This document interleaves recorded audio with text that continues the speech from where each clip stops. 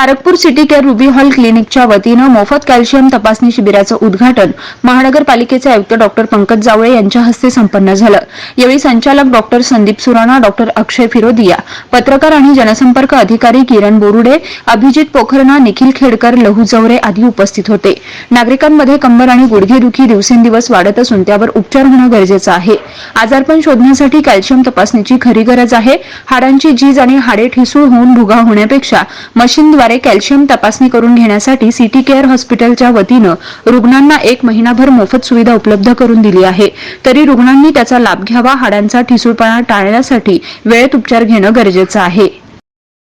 Calcium तपासणीबाबतचं शिबिर आयोजित केलं आहे। या शिबिराच्या माध्यमातून गरजू रुग्णांना सकस आहार आणि सकस हाडांचा उपचार याबाबत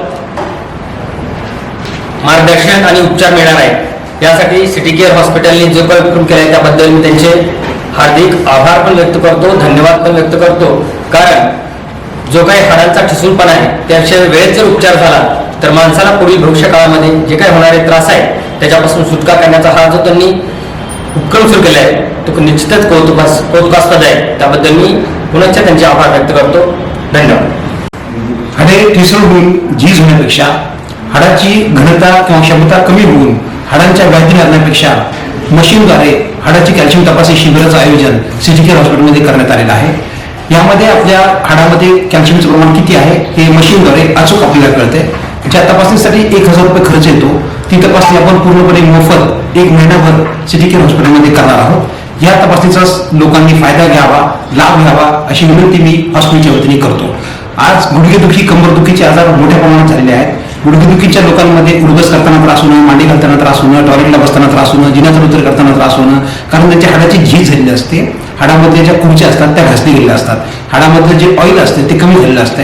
हाडाची ताकद कमी झाल्यामुळे ठिसूळता आलेली असते।